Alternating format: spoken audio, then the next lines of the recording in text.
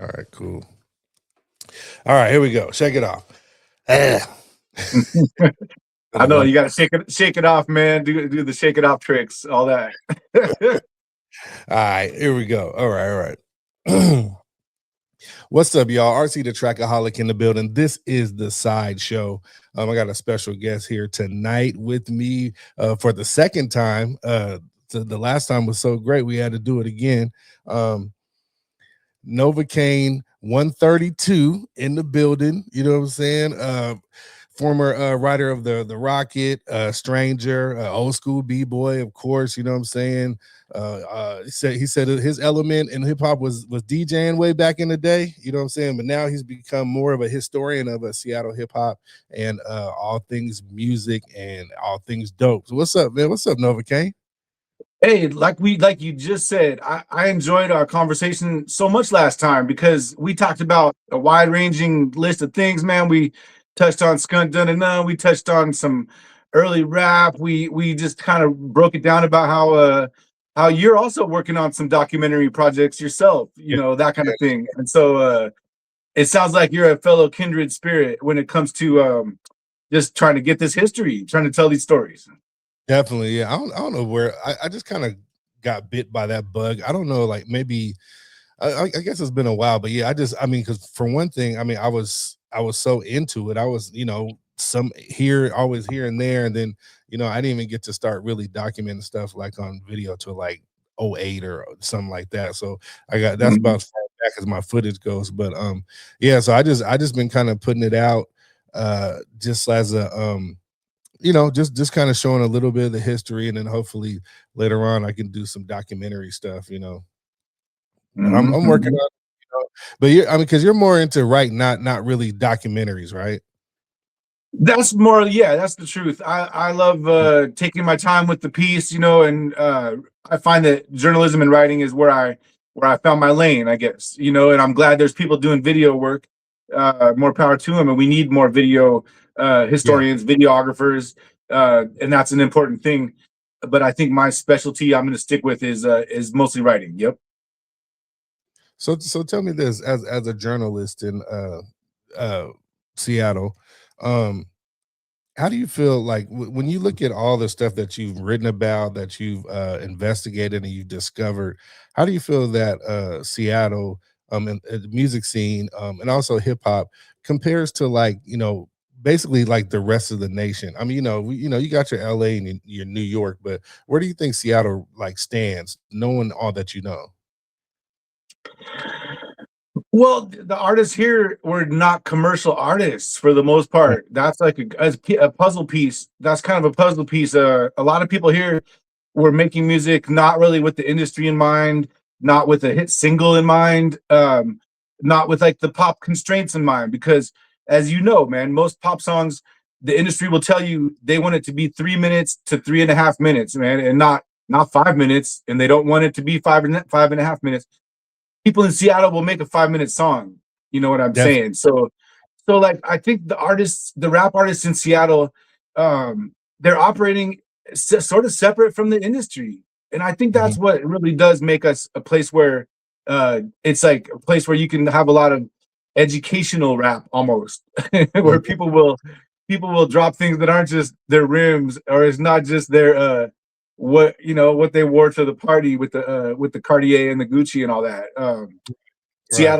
Seattle rap had a chance to kind of unbuckle from that radio industry, and I think Mhm. that's our secret. That's the Seattle's secret, best kept secret. Interesting. Now, so but because the one thing I've learned about, doing all this, some, probably not as much research as you, but like it's just like a treasure trove of just like crazy facts and just all this stuff to discover. There's a young man in Cleveland. I don't know if you talked to him or not. His name is uh Consistent. Have you talked to Yeah, him? yeah, yep, yep, Yeah. And so he really opened up my eyes to like what's going on over here, the way that he saw it, because he almost had an obsession with specifically see or has an exception, I mean, obsession with specifically Seattle hip hop, and he was yep. going down the wormhole and then discovering all this stuff, he's been interviewing a lot of people here, and it just really made me think, like, uh there's definitely like so much here that even we don't know that he was discovering. Even when Mhm. he talked to me, he was bringing up stuff that I forgot about. So it really just kind of opened my eyes and just was like, man, this we got a lot going on here, even though uh a majority of it hasn't hit mainstream. Yep. Yeah, and the artists are doing it for their friends and neighbors a lot of times, and so, you know how it is, and Right. then they're hoping for success, they're hoping for that dream, but the industry is so cold and a machine. The industry is a machine, so if you wanna have a pop song on the radio, it's not enough just to go down to KUBE and pick it. You have to actually build a pop song. You have to write a 3-minute song with 3 hooks that fall in a pattern, that like fits this pop song pattern. And Yeah. I think a lot of Seattle artists just forgot that detail, man. And like they make dope music, but again, it's not geared for like that pop success that a lot of Mhm. artists that you find from LA, they move to LA because they want to get that formula, that pop Mhm. formula. So they move to Los Angeles. Seattle, we don't have to do that. We have our own identity here in Mhm. Seattle, and we're not trying to give it up just for a pop single, I think. That's well put. When I was doing some of the clips from our last conversation, you were talking about how you were pretty much part of the helm of pushing ghetto children and tribal forward, right? Mhm. Now they didn't hit a mainstream as most people would define it, but and I wouldn't call it. I mean, I know you wouldn't call that a failure, but what would you say to elaborate on that push and where it went, where it wound up? Like, I mean, it's not a failure, but what would you call it? Like I mean, was it a success? If you're looking at that example specifically of ghetto children, excuse me, they actually did get a major deal and went down to California to record with some very famous producers. Um, and it kind of confirms my point. Like they didn't like the sound that they were being asked to put together, if you know what Okay. I'm saying. No, Hmm. no artist wants a producer to tell you, or a person in a suit to tell you, oh, we think that this will be the best for this audience, or we think that this will be your first single, or that no artist wants to hear that, man. And Right. so I think Ghetto Children, they didn't fit into the system because they're Hmm. from Seattle, man. They rejected that offer that they had to be on the Right. majors, essentially rejected it because of difficulty working together with the majors. And Sir Mix-a-Lot too. Look at Sir Mix-a-Lot. Hmm. As soon as he signed with the majors, that was his only hit after that, man, was basically Baby Got Back. And then I think the majors designed a career for Mix in a way that he might not have chosen for himself, if you know what I'm saying. Okay, now that makes a lot of sense. I think when you talk about that, I think about DMS when they took their trip down to California. They actually kind of got the opposite, and they just got free reign. Most of that stuff was actually already done by DL, and then they worked with a producer who was just like, "Hey, just bring what you got, and let's just make it better." So that's a case where it kind of flip flop. They got to Mhm. do it do and still came out with a great album. So I definitely understand that. Yep, yep. No, Now, the industry is just it's a huge thing to deal with. It's like a sports fan trying to become an NBA star. And there's very few people that make it onto that court on the NBA stars, man. There's so few. And like everyone has a dream that they'll be a hip hop star out of Seattle. And right, if they're willing to approach it like, a pop song, if having a pop song is their dream, they have to write a pop song first. That's all I'm saying. right, right, right, right, right. So, I mean, we can get into it. So I was talking to you earlier, and you said that you're working on another book. Second, is this your second book? Second, yep, yep, Okay, this is your second book. Okay. So yep. this is your second book. And so you were telling me that it was based or it was telling a story about Jonathan Moore, one of our more prominent I knew him later on more as a manager of some of the producers and artists in Seattle.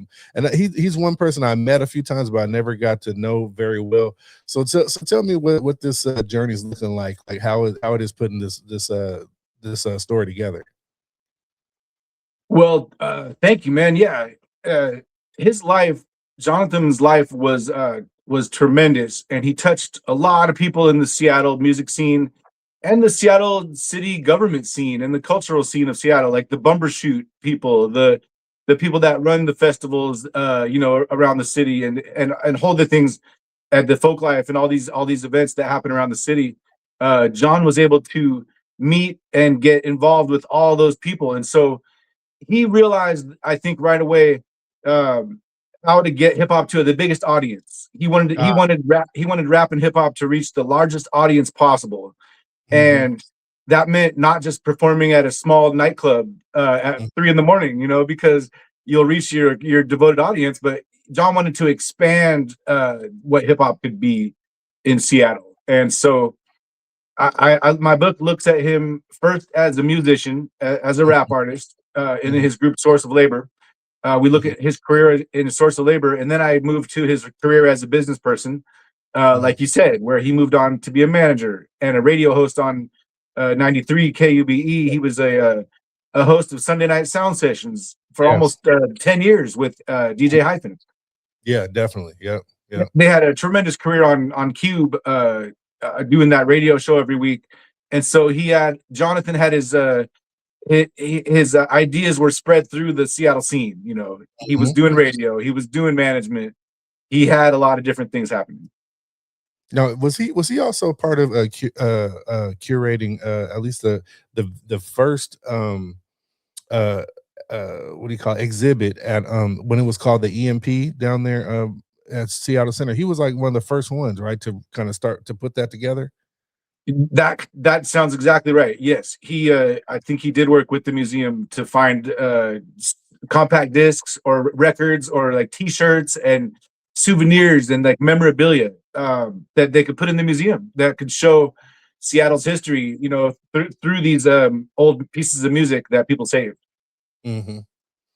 Let Yep. me I'm switching tracks just a little bit here, but after the first book that you wrote, do you ever get the man, you forgot this, or man, what about that, or what about me? Like, did you get any of that after you wrote the book? I will tell you one thing that's funny, man. I'm embarrassed as heck because I was talking about Captain Crunch and Sugar Bear, who's, of Yeah. course, Captain Crunch is your brother, and Sugar Bear was his good friend, and they were the two members of Emerald Street Boys along with Sweet J. But Hmm. but Crunch was telling me, Dr. Kroon was telling me, he's like, my favorite song was Scorpio, and or either him or Sugar Bear was favorite song was Scorpio, I think. And I looked up the song Scorpio, and there's two famous Scorpio songs, and I thought he was talking about Scorpio A, but he was talking about a different Scorpio song. So in my book, I have a mistake. I wrote it was the wrong Scorpio that he liked, man. Uh, One is by Dennis Coffey, and one is by the straight up Grandmaster Flash and the Yeah, Furious Five. yeah, And yeah. so it was supposed to be the Grandmaster Flash Scorpio, and I said it was the Dennis Coffey Scorpio. Anyway, that's a tiny thing, man. But Uh-huh. that's how how much I believe in this book is because I want every detail to be right. And Mhm. that was one little small thing that slipped through, but I do feel like yeah, like you just said, I want people to be able to look at it and say, yeah, that checks out. Like Right, I believe this, I can agree with this. I saw that happen. So that makes sense to me. That's what I want to happen. Yeah. right, right. Now how long has your writing career been? Because I'm not going to do the math and make you sound old. I'll let you say it. No, hey, I'm a Husky. I went to UW. I'm a Okay. UW Husky. I graduated in '94 Okay. as an English degree. So yeah, I started back then in '94 as a writer. And so yeah, that's what is that, man? 32 years or Oh, something. yeah, yeah. That is uh, that Something, was man. the best Um, to be writing about hip hop. yeah, but whatever it was. So yeah, '94 was my graduating year at UW. Mhm. Okay. All right. Yep. Now in that time that you from when you started up till now, is there like just what's like the craziest thing that either happened or that you wrote about? I don't know, crazy artist, crazy interview. I mean, is there anything that stands out to you? Ah, Anything?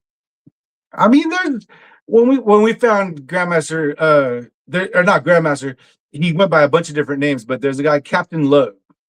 Captain. Uh, Captain Love, LUV, was one of the dudes in early Seattle, and we found his jacket. So that was just a special thing, man. We called the museum. They were interested. They put it to their collection. Okay. Um, but that's a satin jacket with iron-on letters, man, and it's just to see the iron-on letters was really Yeah. cool, man, because that's how you used to get your gear. You would either ask your mom if you were too young, or you would just do it yourself, and you just get the iron and you would iron on the your little message on your shirt, and that was hip hop, man. Yeah. Uh, Yeah. so That's crazy. that's real, man. Iron on was real. That was like a real thing for like 2 or 3 years. That was the way people decorated, man. So Definitely. Yeah. I remember. Yeah. We used to go down there. I think it was, what was it called? I think it was called like Sports in Action or something. They had every font and every letter you could think of. You just go down and pick, mhm. just they just hand them to you in your hand. You just have this pile of letters and iron them on whatever you have. Yep. That was a great time. Mhm. Nice.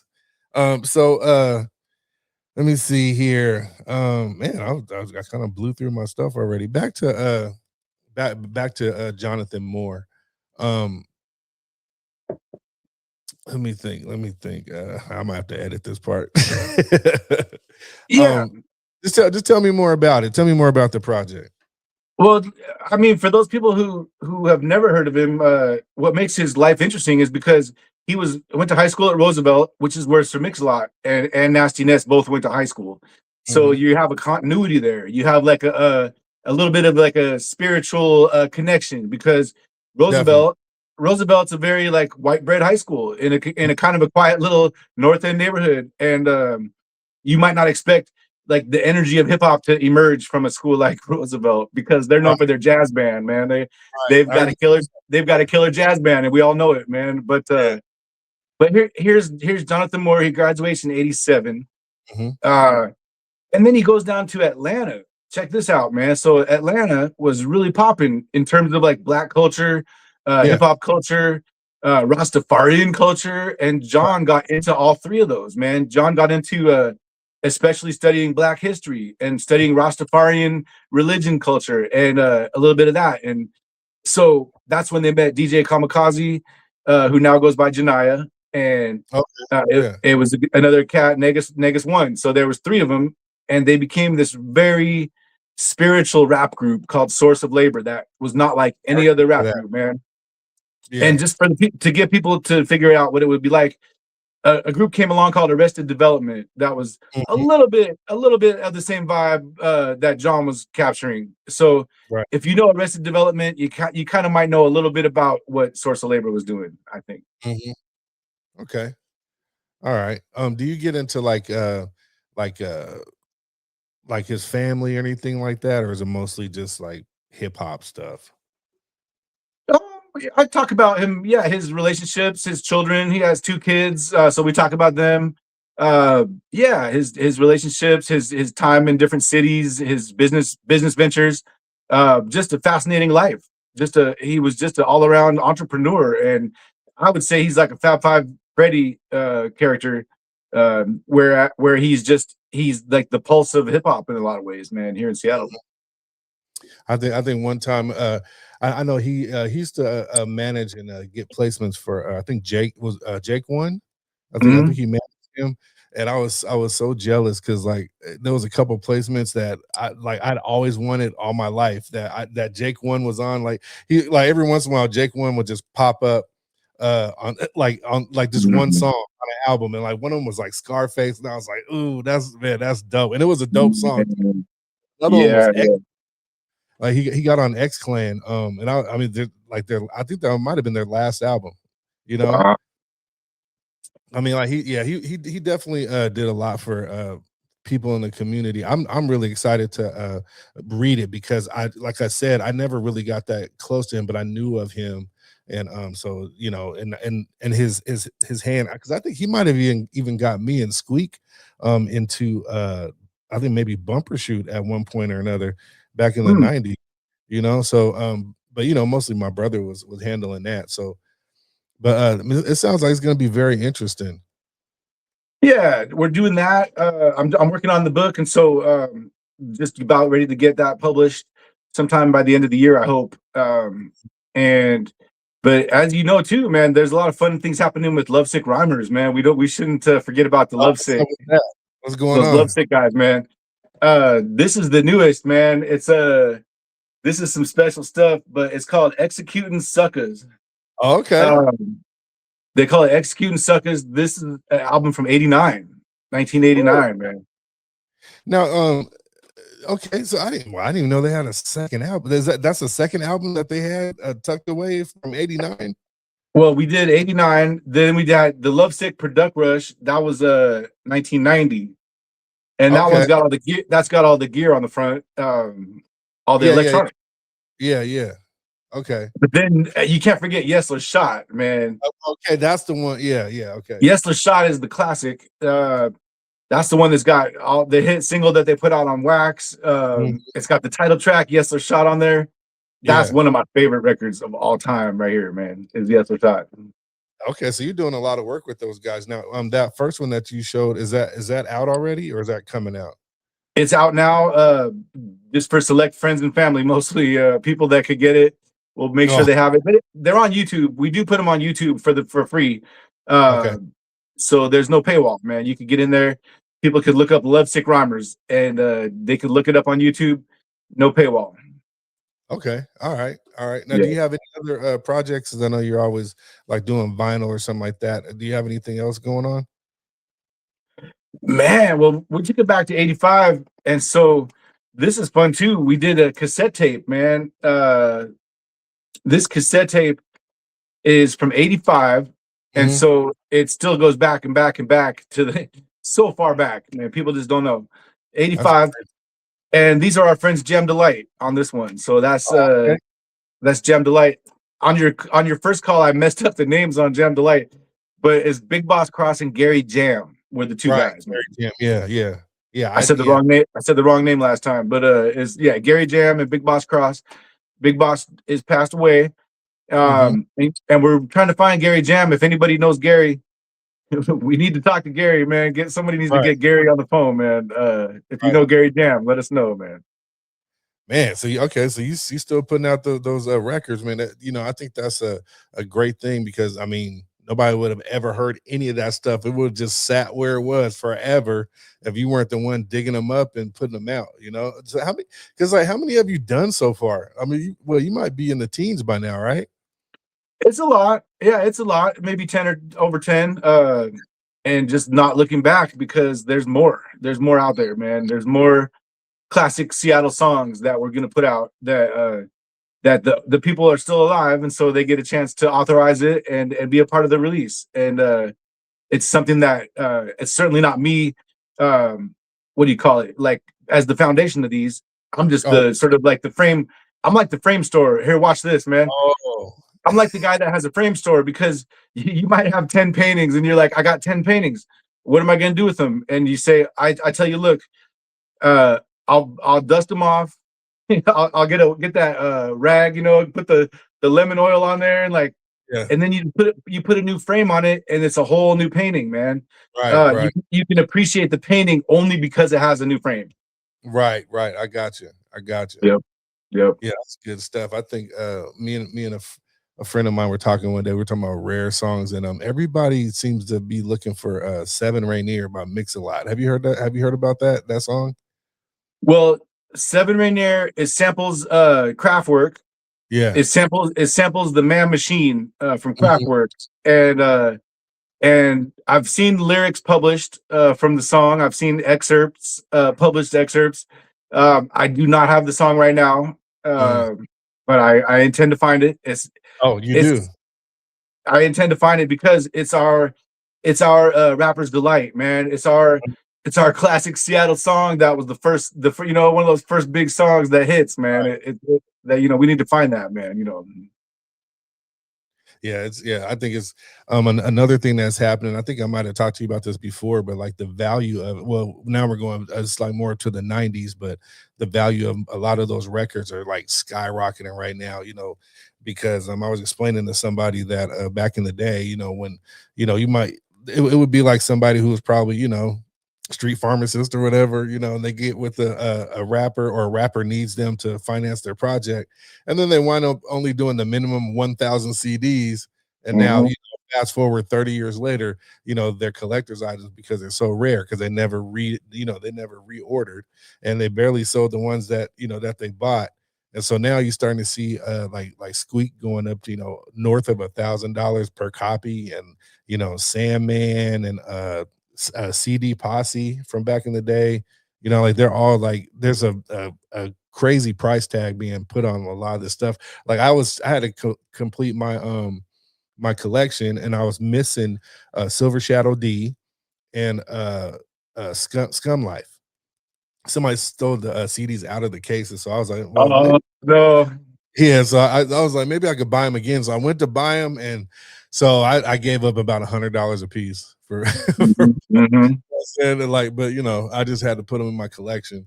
So because I didn't have them, but yeah, it's like the value of Seattle hip hop is, you know, it's I mean, it's unbelievable, and those guys who are making those records, like they're really only like going to like us and like maybe the Bay or something like that, because that rich culture, that rich history, you know what I'm saying?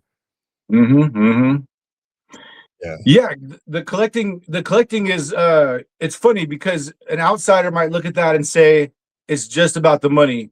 But the reason people are collecting those albums is not because of the money. If they wanted money, they could buy Bitcoins or something. Mhm.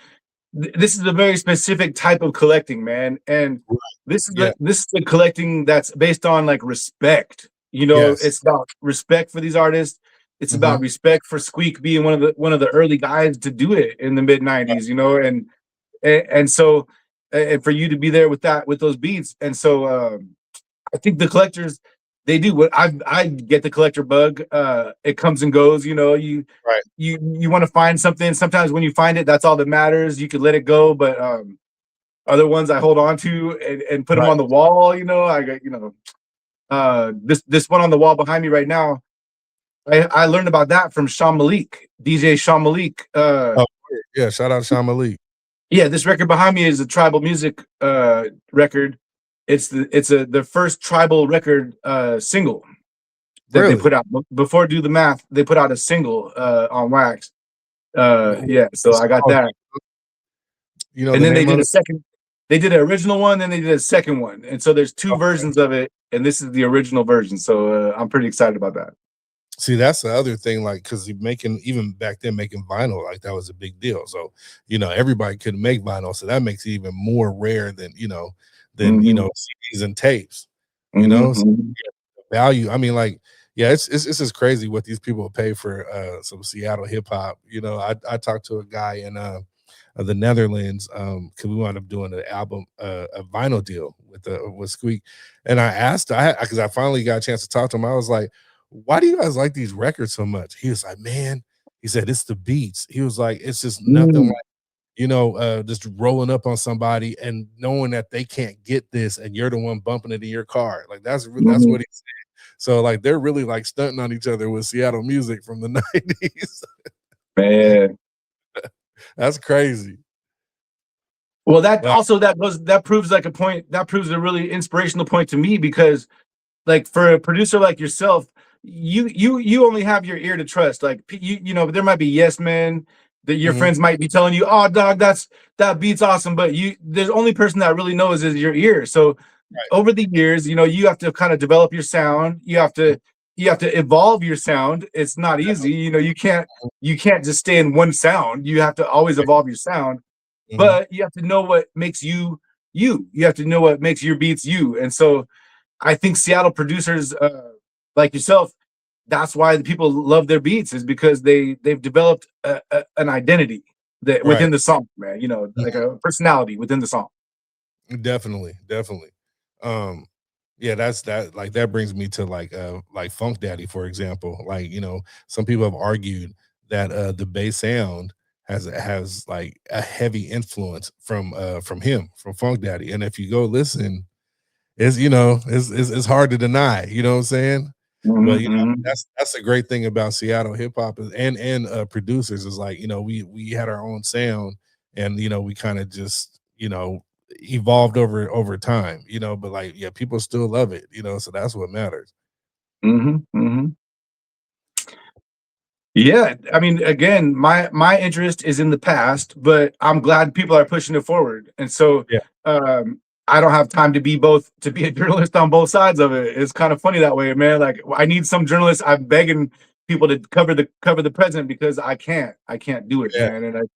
And a lot of people will ask me, so Novocaine, who's your favorite, MC these days? And I just don't have a favorite of the current crop because I don't really know who's doing what. I don't go out a ton. I'm in my 50s, I'm an older fellow, but I do get out. I do see what's happening, and so my interest is always the '80s. It's always going to be the past. Mhm. Some of the guys that were putting those bricks on the road, and just building those foundations, putting those stones together, building the bridge, uh, building all the parts of the machine, like the hip hop machine. Definitely. Now, okay, so you said you don't have a favorite currently. Would I be out of line for asking if you had a favorite from the past? Um, I mean, I like Rakim as my favorite artist out of New York. Okay. Um, so that gives people an idea of what I'm into. Rakim is my favorite for sure, man. And when it comes to Seattle, it's probably gonna have to be Bobby from PD2. I think only Okay. because Bobby, as I talked about in a different interview just recently, Bobby was incarcerated a lot, and Mhm. anybody who knows what you have a lot of time when you're incarcerated, you have a lot of time on your hands. Yeah. Definitely. So he Yeah. was he was able to write the rhymes in his head and like memorize them over and over. You hear Mhm. me? And like he had those memorized in his head so that he could spit without even trying and start doing the hand motions because he wasn't his Yeah. brain was already doing the words. When you see him doing those park at the park and stuff, his Yeah. brain's already doing the lyrics, and he's got time to take his hat off and say, showing you that Rogaine, and like puts the hat back on and like, you know, Right. swim away like Tic Tacs, and he's saying those rhymes. And to me, yeah, Bobby is like the Rakim of Seattle, and he has a system of rhyming that just fits for me. I Definitely. just like the way he stacks his rhymes, and none of them seem accidental or like they don't belong. Everything just belongs when Bobby Right. rhymes, man. Dig that. Have you ever heard of Rick Rated? I haven't listened to his tapes, but I've heard about him. Or yeah, yeah, he like cuz he was one rapper that he actually kind of stuttered when he talked, but when he Mm. rapped like you know, it was like it was flawless, you know what I'm saying? But like if you ever you might come by some of that. I'll tell you off air, but I can tell you where you can get some of that. You'll Okay. be by Cool. what he's done too. He's kind of the same vein as Bobby. You know what I'm Okay. saying? 3D, yeah, he's kind of that same vein, you know what I'm saying? Because he kind of was in the same situation, you know, he was going back and forth, and so he would Mhm.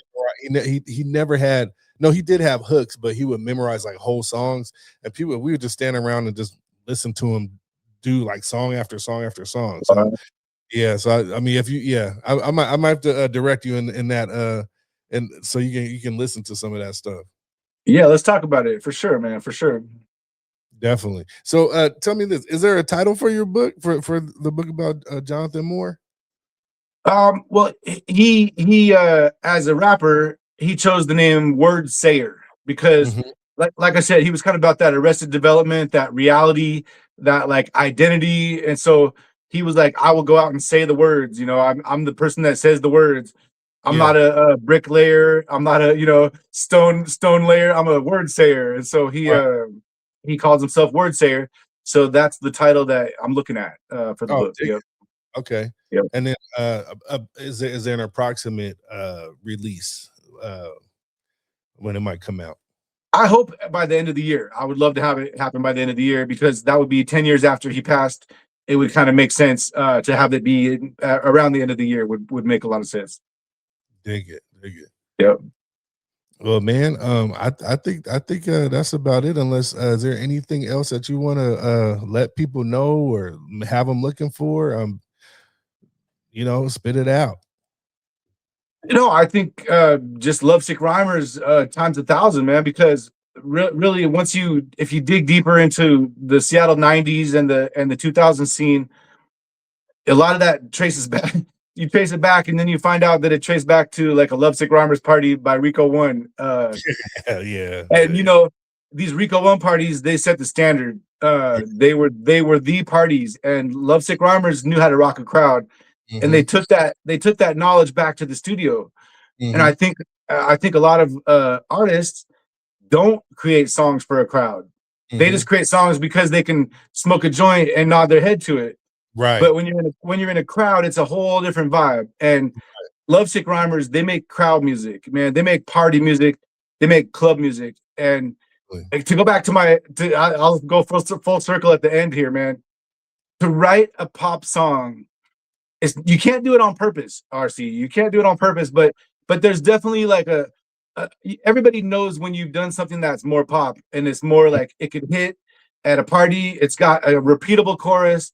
You Mm-hmm. can sort of catch the vibe. It's got a good hook to it, and those type of songs have a much longer life than something Right. abstract and unusual. And like, oh, I made the most abstract song with only 3 notes, and it's so grimy. Like, but then why does somebody want to play that at a party? That's my only Right. point, man. That's my Right. only point. Right. Well, Novocaine, man, it's always a pleasure, man, talking to you. You know what I'm saying? That's why I had to have you back. And I heard that you were working on something else. So I wanted to, make sure that you could let people know what was going on.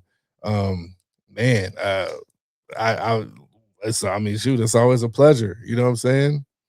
Yeah, let's do this again, and you'll be one of the first people to get that book, man. I'm gonna send that out to you as soon as I can, and you'll get a chance to get a little preview on that, man. Definitely, man. Well, I mean, on that note, we're gonna get up out of here, man. Shout out Novocaine 132, RC the Trackaholic in the building. This is the Sideshow. We out. Peace. Thank you, man. Take care. All right, cool.